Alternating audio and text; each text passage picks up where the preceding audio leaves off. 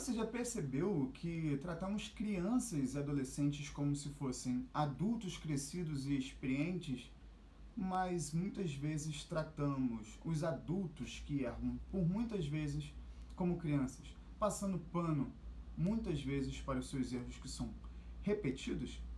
Pois bem, pode parecer um vídeo sobre a vida, mas esse vídeo é sobre futebol. O Fluminense, um time que tem uma das melhores bases de formação de jogadores do Brasil, quiçá melhor, não é que vende melhor os seus jogadores, às vezes por meio de descrédito dos outros times que vão comprar os nossos jogadores. Às vezes nós vendemos barato demais, às vezes a gente sequer vende. Vários são os exemplos que eu poderia citar aqui, mas eu vou me atentar aos mais recentes e o que me incomoda bastante. Luiz Henrique saiu 2022, a gente poderia estar bem melhor na Libertadores daquele ano, e aí o anúncio de sua venda, muito barata por sinal, aconteceu às vésperas de um jogo. Gerson, que tinha sido proposto para o Barcelona havia pago ali uma quantia para ele ser vendido para o Barcelona como preferência, foi vendido para Roma em parcelas. E aparentemente essas parcelas seriam vendidas para outros times também, mas foi para um time com muito menor expressão do que o Barcelona e por um preço menor do que o Barcelona iria pagar. Amadorismo a gente vê por aqui. Além de a gente perde Miguel, a gente perde Marcos Paulo, a gente perde Evanilson, que eu costumo chamar de Levanilson, a gente também perde Isaac para o Atlético Paranaense. E aí, já não bastasse todos esses nomes e ainda tem outros nomes, a gente cria um problema para te vender a solução. Que problema é? Precisamos de zagueiro.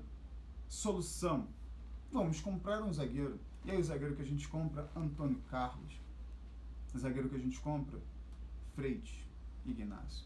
Nem vou reclamar muito deles porque tem jogos que eles fazem um jogo melhor. Mas Antônio Carlos não foi o caso. E hoje está emprestado. Precisamos de lateral. Temos o problema, precisamos de lateral. Qual é a solução? Vamos comprar um lateral. Vamos comprar Fuentes. Eu gosto do Fuentes. Vamos pegar o René. O René, que era reserva? Em tese, eu imagino que você deveria trazer um jogador para ser reserva como se ele fosse realmente um titular e esses dois jogadores brigassem de fato por uma posição. A não ser que esse jogador fosse de fato um Marcelo na vida, fosse um Roberto Carlos, um Cafu, onde você, pela identidade dele, né, e pelo currículo, ele já mostrasse a imponência dele de, cara, eu sou titular, e mostrasse dia após dia que ele é titular.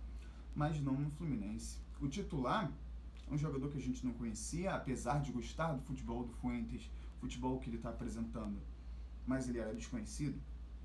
E assim também era John Ares. Mas aí, para uma outra posição de possível titular, para brigar com Fuentes, traz um jogador que não era titular no seu antigo clube. Precisamos de meias? Esse é o problema. Qual é a solução? Vamos comprar meias. A gente traz o Renato Augusto, que acho que não deve ter jogado aí 5 jogos em 1 ano e meio. Se eu estiver errado, me corrija aí nos comentários. Quantos jogos jogou Renato Augusto? E aí ele se machuca, e ele se machuca de novo, e ele se machuca mais uma vez. Quem contratou não viu o histórico dele, e aí a gente paga por um jogador para ele não jogar, sendo que a gente poderia talvez pagar muito menos para um jogador que era base, aperfeiçoar o seu futebol e no futuro ser vendido. Por mais que você não vai ficar com ele muito tempo, mas não é melhor você investir no jogador do que gastar sem ter retorno nenhum, por exemplo, para o Renato Augusto. Não vou dizer que é má vontade dele, porque quando ele tentou jogar, ele tentou de fato mostrar o futebol dele ali, mas às vezes as pernas simplesmente não respondem o futebol. E ele já estava demonstrando isso. Atacantes? Precisamos de atacantes. Solução? Vamos comprar o atacante. A gente tinha um Cauã Elias e acredito que a gente tem outros atacantes na base, mas vamos trazer Everaldo. O Everaldo que tem muito parecidas às características de um germancano. E aí, por exemplo, num jogo em que o germancano não estava recebendo a bola, a solução é tirar o germancano e colocar um outro atacante. Se for para você evitar o desgaste do germancano, beleza, tá tranquilo. Mas se você for para tentar propor um outro estilo de jogo, se a bola não está chegando no germancano, também não vai chegar em Everaldo. Então a gente está criando um problema, gerando uma solução que tem um custo, esse custo é alto e não vai mudar em nada. Criamos problema para te vender a solução. Vendemos e perdemos os nossos jogadores, né, por muito pouco. E trazemos jogadores que, eu vou dizer para você, são jogadores até profissionais, mas que, olhando esses supostos profissionais, me dão a ideia de que qualquer um pode ser jogador profissional. Em era de você ser agenciado por uma empresa ou por um empresário, jogadores bons que podem ser encontrados aos montes, por exemplo, nas proximidades de Xerém, às vezes simplesmente são agenciados por pessoas muito influentes e qualquer jogador acaba se tornando um jogador. Às vezes, um simples João da Silva não entra na escolinha porque ele não é agenciado. E esse João da Silva joga muito melhor do que o Emerson, do que o Daniel. Aonde é que eu quero chegar? A gente viu recentemente um jogo, eu estou gravando esse vídeo dia 27 de abril, não sei quando você vai ver esse vídeo, mas recentemente a gente foi enfrentar o time União Espanhola fora de casa e tinham jogadores da base.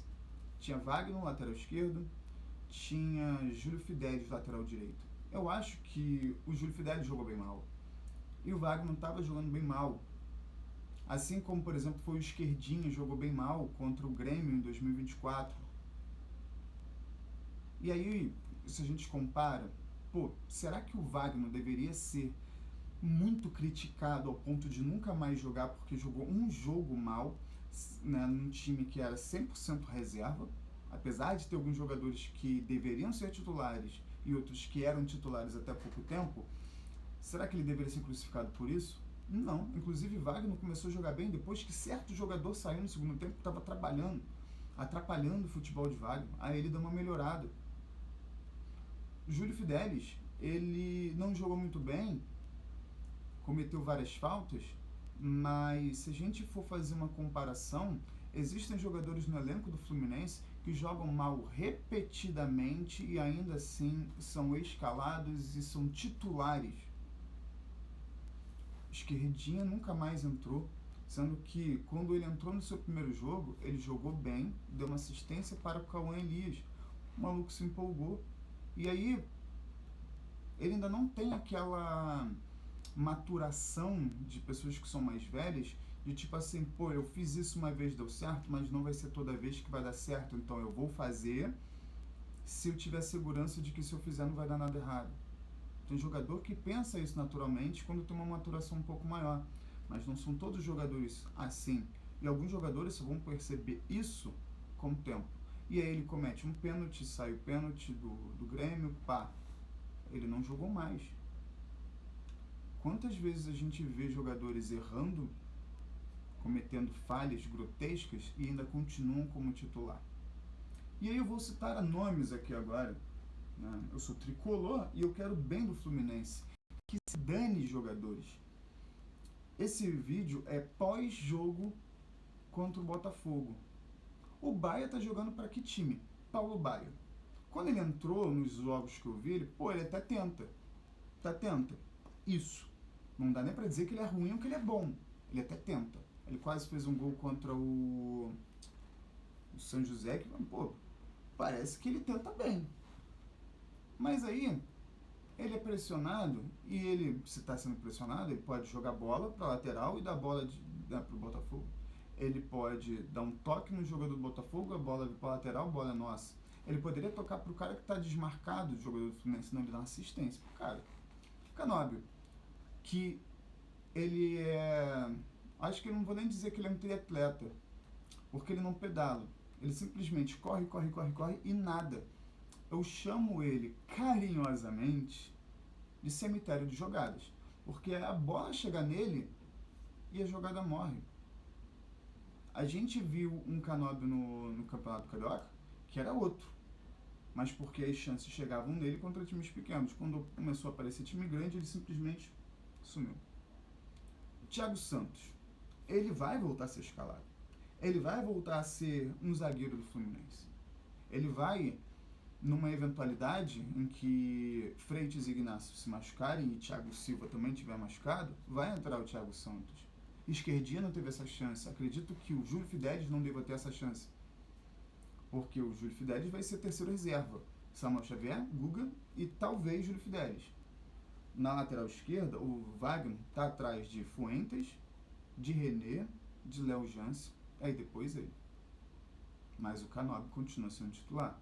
Thiago Santos vai ser titular em eventualmente algum jogo, apesar dele achar que ele é um Maldini, de que ele é um Nesta, de que ele é um Lúcio da vida, sair driblando todo mundo. Ele acha que ele é um Nino que fazia isso pelo Fluminense.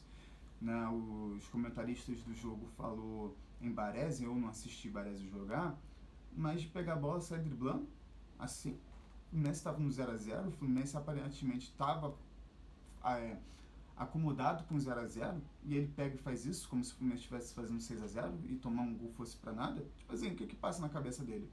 Atitude como se tivesse 13 anos. De, sou fominha, vou sair pegando a bola e vou fazer o gol lá. Pô, isso não é atitude de um jogador de bola profissional. E aí, esse não foi o primeiro erro dele. Ele cometeu outros erros graves, por exemplo, contra o Vasco, quando ele deu a bola aleatoriamente de um jeito muito ruim pro Fuentes dominar, e saiu o gol do Vasco. Teve esse lance, teve um outro, ele tomou vários dribles contra o União Espanhola. Então, tipo, por que o peso sobre os jogadores que vêm da base, que devem ser abraçados, e a torcida abraça, e a equipe técnica e às vezes a equipe de gestão não abraça? Às vezes os próprios torcedores vaiam quando o jogador não vai bem, e realmente às vezes alguns jogadores que vêm da base podem ser muito bons na base e não servem para o Fluminense. Mas tem jogadores que são da base e servem muito bem para o Fluminense. Mas a gente só vai saber se servem para o Fluminense se colocar para jogar. André não seria jogador do Fluminense assim.